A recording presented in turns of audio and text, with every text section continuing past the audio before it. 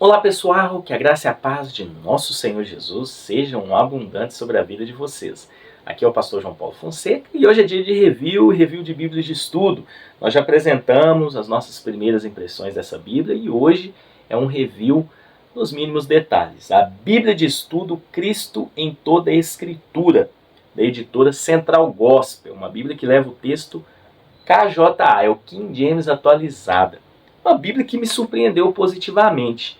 Uma Bíblia muito especial que traz por toda a Escritura, por todos os 66 livros, a vida, obra, enfim, a pessoa de Cristo. Então, achei muito interessante a forma como as notas de estudo foram organizadas.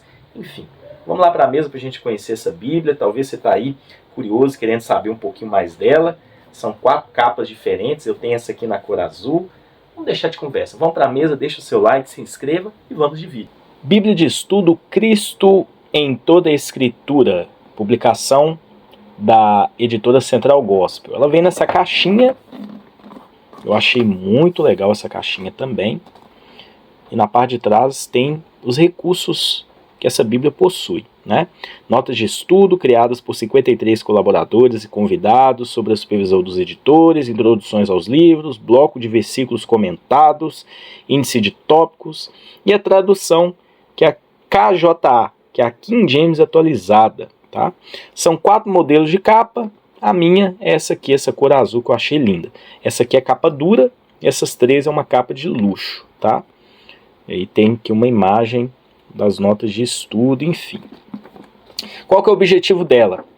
Trazer a pessoa de Cristo por toda a Escritura, de Gênesis a Apocalipse. É o foco dessa Bíblia. Então, vamos tirar aqui ela dessa caixinha. Gente, eu fiz um vídeo com as minhas primeiras impressões, fiquei muito surpreendido positivamente com essa Bíblia. Olha que capa linda, o detalhe desse azul, né? Uma capa tingida, mas é de luxo, tá? As letras aqui em baixo relevo, a Bíblia de Estudo, né? Porque o Cristo em Toda a Escrituras é tingido. Aqui o escudo da Central Gospel, na lateral também é a mesma coisa, tá? Ela tem um fitilho de marcação de página, borda das páginas douradas. Então vamos para o conteúdo. Uma linda encadernação, tá? Me surpreendeu mesmo, positivamente falando, me surpreendeu. O encadernamento, enfim, encadernação, melhor dizendo, né? Bom, aí a gente tem aqui uma primeira folha de rosto, Bíblia de Estudo Cristo em Toda a Escritura. A gente tem aqui a ficha catalográfica, uma Bíblia que foi traduzida, tá? Os estudos dela, pelo menos, foram traduzidos de uma Bíblia dos Estados Unidos. Ela é intitulada TESV Gospel Transformation Bible. Então, essa a Bíblia em inglês lá. A gente tem aqui o sumário. E aí nós temos uma introdução à Bíblia de Estudo Cristo em Toda a Escritura. O objetivo é trazer o Evangelho em toda a Escritura, a graça de Cristo em toda a Escritura, né? E aí eles explicam como isso foi feito. E é um estudo muito importante, porque traz essa explicação. Um estudo feito pelo Brian Champall, o editor-geral. Depois a gente tem aqui os colaboradores. Então você pode visualizar aqui, talvez você vai conhecer alguém, você já leu algum livro, enfim, né? São vários colaboradores, todos eles pastores, teólogos, né, americanos. Uma apresentação da tradução dessa Bíblia, que é a King James atualizada. Lembrando que não é a King James fiel da BV Books, essa é uma outra tradução, a gente já explicou, né?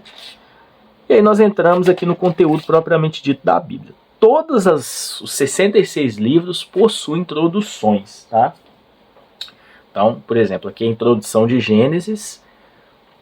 E aí o que você vai encontrar na introdução? Autor e data, público e o Evangelho enfatizado em cada livro. Vamos ler aqui, ó. As histórias fundamentais de Gênesis preparam o cenário do drama da Escritura de várias formas. Primeiro, o Criador é o rei sobre toda a sua criação. Tudo o que Deus fez é bom e ele escolheu o homem para ter sua imagem na terra. Eles foram criados para viver um relacionamento alegre com seu Pai Celestial. Segundo, o pecado entrou no mundo e tirou a liberdade humana por meio das consequências e do domínio do mal. Pecado, alienação e a morte agora marcam a existência humana. Terceiro, em contraste com a contínua desobediência da humanidade, Deus revela a profundidade de sua graça e do seu amor. Quarto, Deus chama homens frágeis para representá-lo. Noé, Abraão, Isaac, Jacó e José. Quinto, esses gigantes da fé aprenderam a amar a Deus, mais a Deus do que os bens dessa terra. Sexto, Gênesis revela, devido às riquezas da graça de Deus, não restam desculpas para as pessoas. As pessoas da época de Enoque, Noé, Abraão, Isaac, Jacó e José receberam a graça de Deus e caminharam com ele. Outros receberam mensagem de graça e as desprezaram-nas. Caim, por exemplo, a geração do dilúvio e Esaú. Interessante, né? Sétimo, o Senhor do Universo fez um juramento a um homem, Abraão. Então Deus prometeu estender sua graça a toda a humanidade por intermédio da descendência do homem. E aí explica, né, que tudo isso se cumpre em Jesus. Muito legal, né? E aí nós chegamos aqui, aí depois tem um esboço e chegamos aqui ao texto bíblico. Texto bíblico em 2 colunas, é verso embaixo de verso, texto em 2 colunas e abaixo as notas de estudo. As notas de estudo, uma coluna apenas, tá? Não são em 2 colunas, não. Um detalhe, a diagramação é uma diagramação simples, mas boa, né? Não é aquela diagramação confusa, né? A letra é um tamanho normal, a letra do texto bíblico, e abaixo a letra do comentário também não é pequena, mas também não é grande, tá?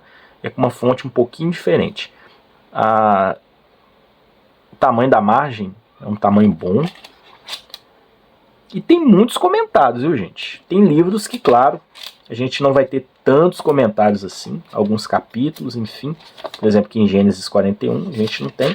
Mas vocês vão encontrar boas notas, tá?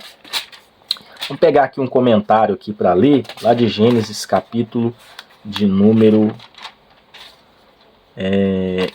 48, né? Quando 49, quando Jacó abençoa seus filhos, né?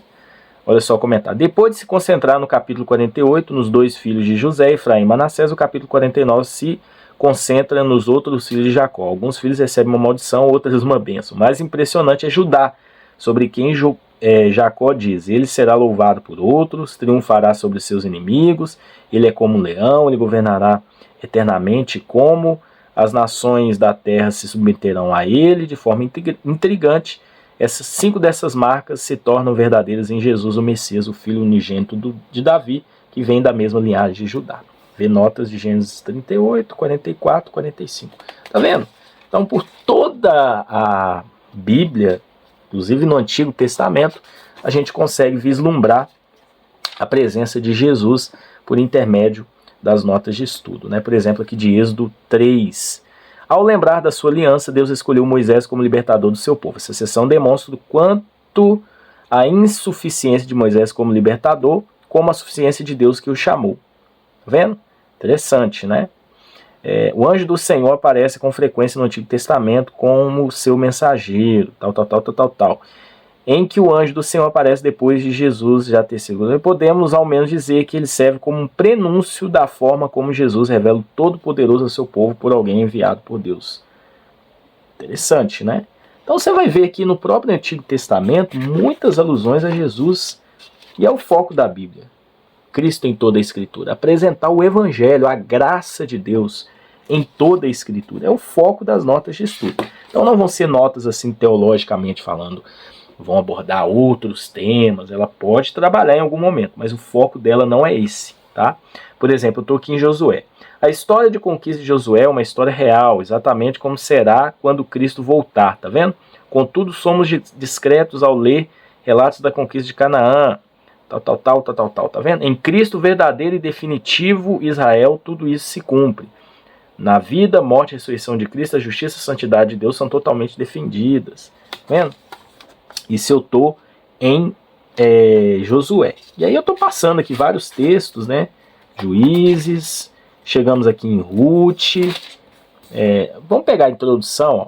Introdução, autor e data, o Evangelho em Ruth. E aí vai trabalhar um pouquinho da linhagem, né? Depois tem um esboço e aí chegamos no texto propriamente dito, né? E aí tem aqui os comentários, essas são as notas de estudo, os comentários aqui abaixo.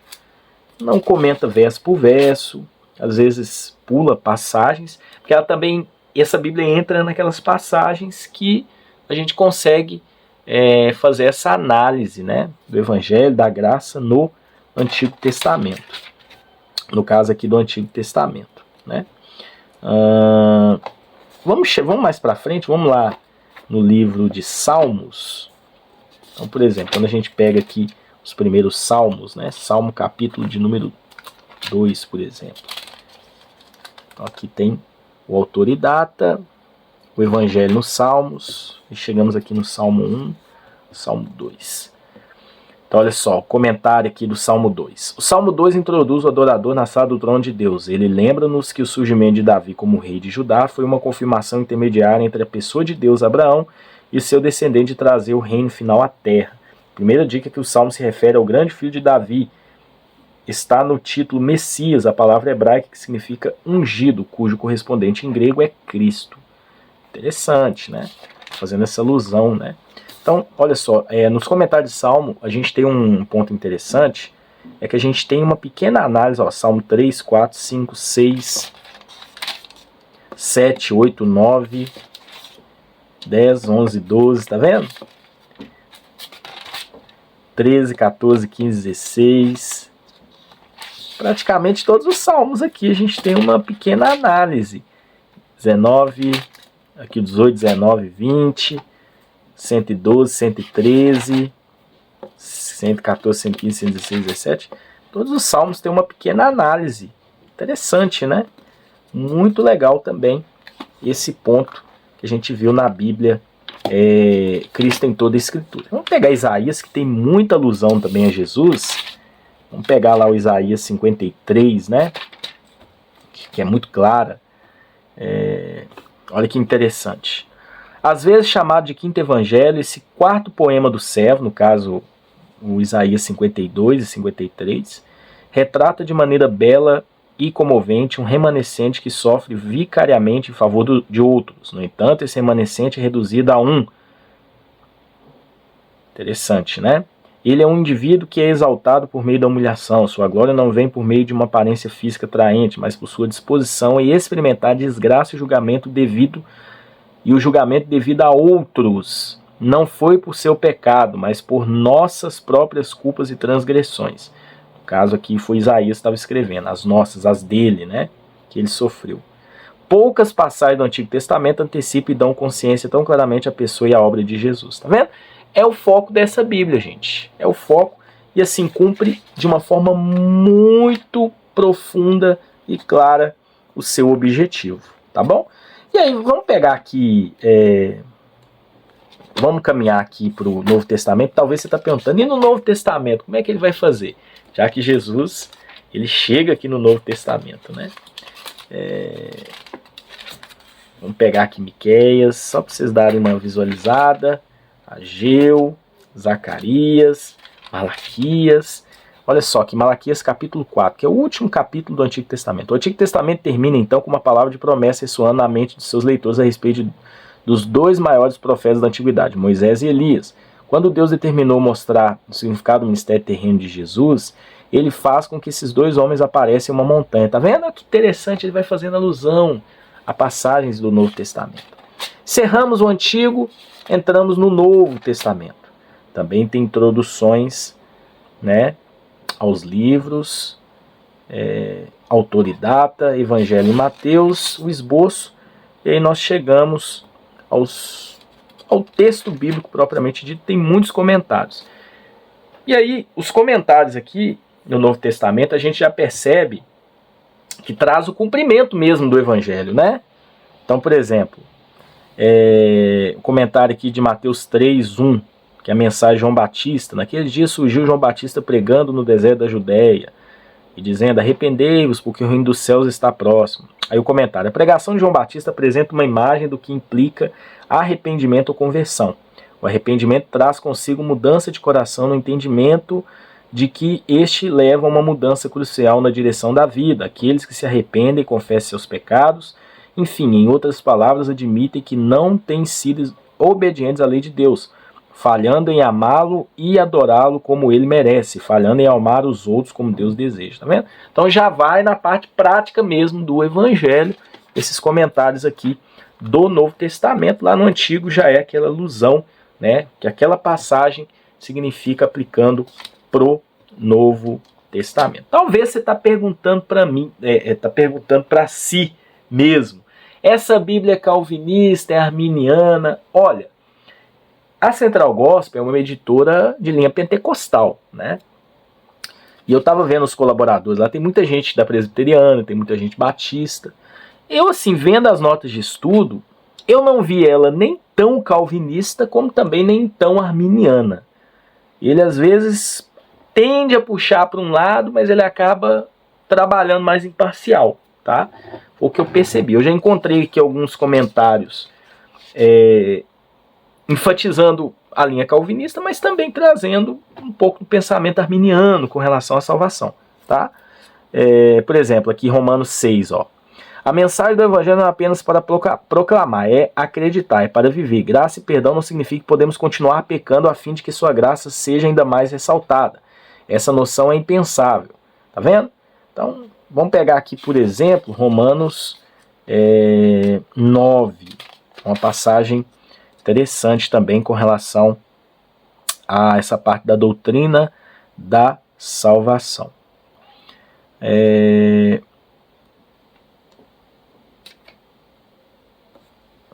Vamos pegar aqui um comentário. A resposta não satisfaz todas as nossas perguntas, mas é importante lembrar que Paulo não está preocupado em abordar aqui as preocupações dos descrentes. Nessa sessão, Paulo ainda está fundamentalmente respondendo às perguntas anteriores dos judeus, com relação a palavra de Deus falhou, tal. A princípio é perturbador ser confrontado com a soberania absoluta de Deus em nossa salvação. Mas em última análise, essa é a nossa verdadeira segurança, pois se não havia nada em nós, mas apenas a boa vontade de Deus que nos trouxe a graça revelada em Cristo pela fé manifestada nele, então não há nada em nós, além da nossa própria decisão que possa nos afastar da graça revelada em Cristo. Tá vendo? Então às vezes a gente vê uma enfatização dentro da linha monergista, mas a gente vê o sinergismo também inserido aqui nas passagens. Vamos lá agora em Efésios. Vou pegar aqui Efésios. Introdução a Efésios. Então, por exemplo, né? Efésios capítulo 2. Olha aqui a quantidade de capítulos, né? Muito interessante também. Colossenses, só para vocês visualizarem, né? Tem muitos comentários. Eu estava lendo, que até acabei amassando um pouco a folha, mas é porque eu estava lendo Hebreus. E Hebreus, nessa Bíblia, eu achei muito interessante também, quero mostrar aqui para vocês, porque o autor dos comentários, ele sempre faz uma alusão, aí já vai ao contrário, ele vai no Antigo Testamento, e retorna para o Novo Testamento, no caso de Hebreus, né? Achei muito legal a maneira como ele faz essas alusões. Olha a quantidade de comentários, tá? Hebreus 10. Mais uma vez, Hebreus contrasta nitidamente os sacerdotes do Antigo Testamento e Cristo para mostrar a sua superioridade. Enquanto ministravam, os sacerdotes ficavam em pé, tá vendo? Indicando que a sua obra nunca havia sido concluída. Cristo assentou-se à direita de Deus, indicando que a sua obra sacerdotal estava completamente concluída. Top, né? Então, ainda não finalizei, estou lendo aqui, ó, falta ainda 3 capítulos para eu encerrar Hebreus. Então é isso, pessoal. Com relação à parte da escatologia também, talvez você está perguntando. Como eu disse, o foco dessa Bíblia não é focar na teologia sistemática. É trazer um aspecto bíblico da graça do Evangelho, da pessoa de Cristo em toda a Escritura. É o foco dela. Então, ela tem um viés de teologia bíblica também, né?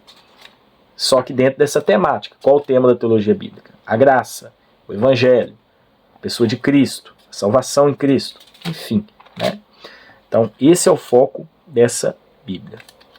Na escatologia, eu particularmente não identifiquei muito bem a linha, porque ele também faz da mesma forma, né? Ele vai trabalhando de uma forma geral, sempre lembrando essa questão da existência da pessoa de Cristo em toda a Escritura. No final nós temos um índice de tópicos. Por exemplo, você quer estudar sobre a abnegação, aí tem aqui as referências bíblicas. Abraão, tem aqui as referências bíblicas. Tem vários comentários, estudos, né, nos comentários sobre isso. Enfim, crucificação.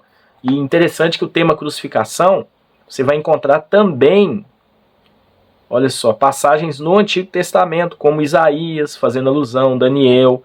Então você vai montar um estudo em toda a Escritura sobre esse tema. Muito legal, né? Muito legal mesmo. Olha só, é um índice bem completão.